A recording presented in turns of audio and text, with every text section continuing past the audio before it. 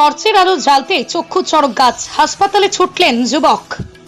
রাতের অন্ধকারে রাস্তা দিয়ে হেঁটে বাড়ি ফিরছিলেন এক যুবক। টর্চের আলো জ্বালতে চক্ষু চড়ক গাছ হয়ে যায়, আর এক মুহূর্ত দেরি না করে প্রতিবেশীদের সহযোগিতায় হাসপাতালে ছুটলেন চিকিৎসার জন্য। বর্তমানে ওই যুবক হাসপাতালে চিকিৎসাধীন রয়েছেন। জানা গিয়েছে, দক্ষিণ 24 পরগনার সোনাপুর থানার অন্তর্গত চম্পাহাটির বাগের মোড় এলাকার বাসিন্দা যুবক উত্তম সর্দার বুধবার রাত 8টা নাগাদ স্থানীয় বাজার থেকে বাড়িতে ফিরছিলেন। রাতের অন্ধকারে আচমকা একটি ছোট্ট চন্দ্রবোরা সাপের উপর পা উঠে যায়। গায়ের উপর পা উঠতেই মুহূর্তে ওই যুবকের ডান পায়ে কামড় দেয় চন্দ্রবোরা সাপ। শুরু হয় যন্ত্রণা। হাতে থাকা টর্চের আলো জ্বালতেই চক্ষু চড়ক গাছ হয়ে যায় যুবকের। দেখতে পায় একটি চন্দ্রবোরা সাপ দ্রুততার সাথেই পালিয়ে যাচ্ছে। রাতের অন্ধকারে কি করবেন ভেবে উঠতে পারছিলেন না ওই যুবক। চিৎকার করে কান্নাকাটি শুরু করলে আওয়াজ পেয়ে প্রতিবেশীরা দৌড়ে আসে, যুবককে উদ্ধার করে। এক মুহূর্ত সময় নষ্ট না করে চিকিৎসার জন্য ক্যানিং মহকুমা হাসপাতালে নিয়ে যায়। বর্তমানে ওই যুবক ক্যানিং মহকুমা হাসপাতালে চিকিৎসাধীন রয়েছেন। ঘটনা প্রসঙ্গে ক্যানিং মহকুমা হাসপাতালের সর্প বিশেষজ্ঞ চিকিৎসক ডাক্তার সমরেন্দ্রনাথ জানিয়েছেন, চন্দ্রবোরা সাপের কামড়ে ক্যানিং হাসপাতালে এসেছিল বালিপুর সাব ডিভিশনের চাম্পাহাটি অঞ্চল থেকে। ওই অঞ্চলে প্রচুর চন্দ্রবোরা সাপের কামড় ঘটছে এবং মানে এখন অবধি অনেকগুলো সাপের কামড়ের পেশেন্ট আমাদের হাসপাতালে এসেছিল। সবগুলোই প্রায় চন্দ্রবোরা সাপের কামড় ওই অঞ্চল থেকে।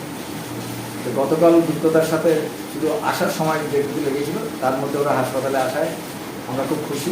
একটা বার্তা মানুষের মধ্যে আমরা পৌঁছে দিতে চাই, এরকম দ্রুততার সাথে যদি হাসপাতালে আসে তাহলে আমরা যে এভিএস দিই এবং সেই এভিএসটা সঠিক সময় সঠিক পরিমাণে এভিএসের প্রয়োগ হতে গেলে সবকটা সাপের কামড়গুলিকে কিন্তু সুস্থ করে তোলা সম্ভব।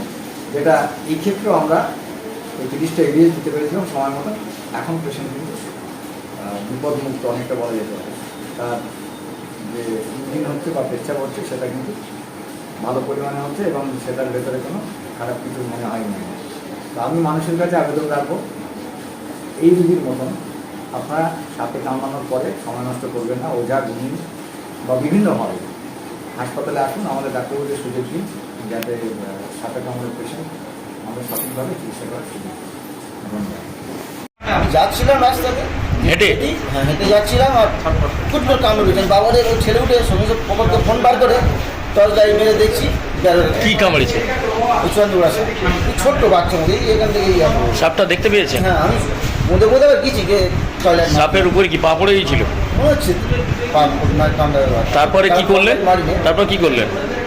পাশে বাড়ি মানে একটা কাকার বাড়ি আছে, ওখানে ছুটে তাকে ডেকে আর নিয়ে সমস্ত হসপিটালে অর্ডার করে হাসপাতালে চলে এসছেন।